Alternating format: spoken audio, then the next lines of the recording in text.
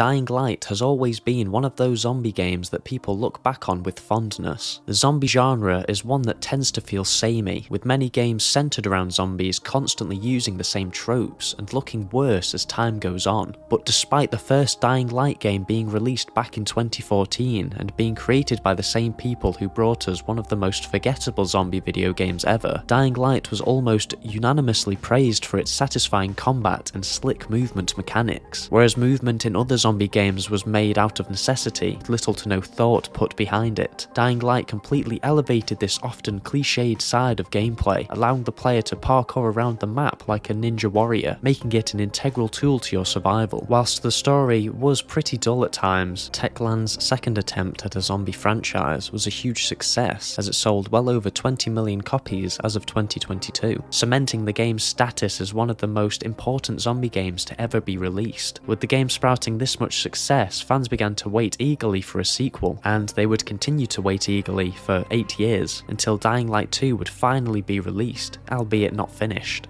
No hard feelings, Techland. Most games released today are half finished. Bugs aside, despite Dying Light 2 having lots to offer, many fans felt like the game was missing aspects that made the first game so great. Now, if I'm going to be honest, I loved the game. The story and characters were much more interesting and memorable, which was helped a lot with the dialogue options and choice system implemented within the game. Dying Light 2 was able to add a true sense of scale and create a sense of awe. The broken world healing itself aesthetic was a great design choice, as most zombie games rely on a dark and apocalyptic setting, but having a game show that humanity is gradually getting back on its feet was a nice change, and fit the overall theme of hope really well. The parkour mechanics felt a lot smoother and responsive, and the level design felt perfect, giving the player tons more interactable environments. This isn't to say that the game was flawless. The combat felt repetitive and lacked that satisfaction found in the first game, and cheap tactics partnered with the night aspect of the game being severely dumbed down made a lot of the game feel too easy. It also felt like a lot of the map was locked away and unplayable, making certain areas feel like wasted space. For the past half a year since its release, Techland has been playing catch-up, trying to fix the game's less than polished state, which meant that certain priorities had to be pushed back, with the most notable being the DLC expansions. To many people, it felt like Techland had betrayed our trust, as it was clear that Dying Light 2 wasn't finished when they launched it, but Techland fought hard to win back this trust by constantly updating the game, giving it that little extra polish with each update. Even with all these improvements to the base game, people still thought that a DLC expansion was far in the future. Thankfully, that wasn't the case, as not too long ago a trailer for the first DLC installment, Bloody Ties, dropped, giving us a look at the brand new setting and new characters, although the story and tone is still up for speculation. Whilst there were many leaks leading up to this reveal, I myself, and I'm sure other people, will agree that this wasn't what they expected when DLC was announced for this game. I thought we would be getting a clear continuation to Aiden's story after leaving Villador. The unclarity this trailer brought us has me a bit concerned as to which way this expansion will go. It's all well and good getting new content, but will the content be fulfilling? It's hard to tell yet, but thinking about this made me look back on how good Dying Light The Following was, an expansion that actually felt like it was expanding the world of the main game, bringing in new mechanics to help freshen up the gameplay, as well as expand on the story and lore in an interesting way. The Following highlights what a perfect expansion can do, and it's important that Bloody Ties follows in its footsteps. Dying Light 2's strongest element, arguably, was its narrative, getting the main character entangled in conflicts between the different factions, whilst at the same time building your own relationships with the individuals in these factions, made the world feel a lot more alive and varied. Another great addition was the choice system, as although it wasn't as refined as it could have been, giving the player some freedom to pick sides and choose how to interact with characters gave Aiden a lot of humanity. This is the part that got me the most interested in what a DLC would do next with the story, due to the different outcomes possible at the end of Dying Light 2, leaving with Lawan, leaving with Hakon, or just by yourself. How would an expansion carry on this story? Would it just start fresh with Aiden once again becoming a loner despite leaving with one of his friends? Or would it adjust depending on which ending you went with? This unfortunately is the hole Techland put themselves in, and I hope they have figured out a suitable way to get around this issue. The name Bloody Ties has links with family, which to me seems like it could focus on other children from Aiden's past that were also experimented on. It could mean that it also explores more of Aiden's biology, showing off more of his powers as he potentially potentially becomes more dangerous and unstable. Perhaps even, and this is a stretch, bloody ties could mean a parallel between Aiden and Kyle Crane. We already know Kyle is responsible for the infection spreading beyond the walls of Haran, but despite this, people still see him as a hero, which maybe means that people don't know he was responsible for the infection spreading. Despite us knowing what Kyle did and became, we don't know exactly what happened to him after this. Dying Light 2 pays tribute to Kyle in many sequences, painting him in a heroic light, but to me, it seems like Techland are trying to tease his return. Given the fact that Kyle became infected, this could be what the title of the DLC means. Perhaps Kyle and Aiden are now genetically similar. We're not so different, you and I.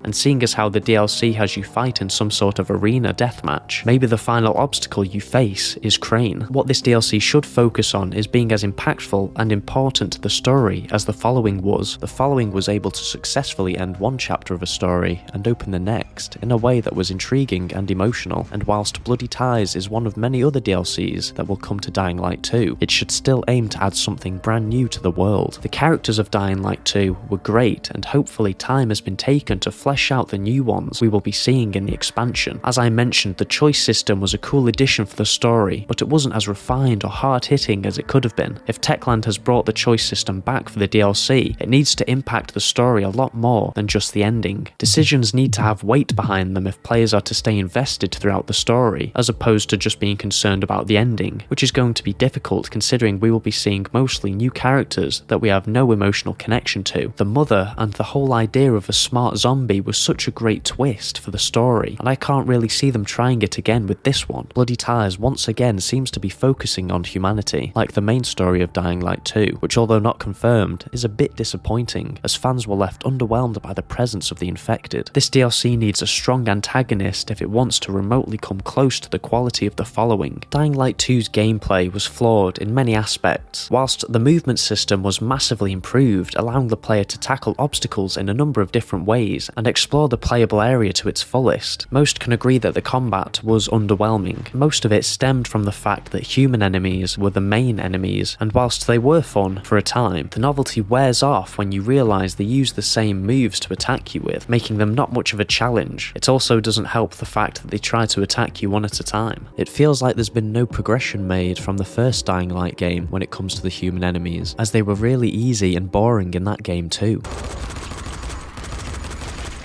Fighting infected in these games is so much more enjoyable and entertaining. The infected enemies in Dying Light follow a different set of rules and offer more varied gameplay. Whereas human enemies mostly act the same, infected enemies differ depending on what kind of infected they are. Of course you get the slow, stumbling biters that can overpower you in large numbers, but the charm of Dying Light came from the amount of special infected that had to be tackled differently. Whereas humans could be dealt with the same way most of the time, with the infected you had to adapt and think carefully about how you could kill them. Some could move just as fast as you, and so you would have to position yourself correctly in order to take them down. Others were much larger, so you would have to throw everything you had at them. Some used projectile-based attacks, so you would in turn have to do the same, and some were just too powerful to kill. A lot of the danger also stemmed from the day and night cycle, as the infected became much stronger at night, making the nighttime a lot more tense. Despite Dying Light 2 bringing back the day and night cycle and bringing in many new infected types, the fear wasn't present in the player like it was in the first game, and that's because it felt too easy. In the first game, volatiles would patrol around the map once it turned night, hunting down any survivors that couldn't find shelter. This made doing anything at night risky, as fighting them head-on was never an option. Dying Light 2 severely underused volatiles, relegating them to guarding nests and appearing in some missions, but the most insulting change to these iconic enemies was the chase level mechanic. The problem is that this in a way acts like a safety net for the player, whereas in the first game, failing to remain hidden at all had swift and severe consequences, but in the second game, you get multiple chances to rectify being seen. Unfortunately, Bloody Ties seems to be continuing with mostly human enemies. However, for a brief second, we are shown Aiden fighting several infected in what appears to be the lower levels of this brand new arena.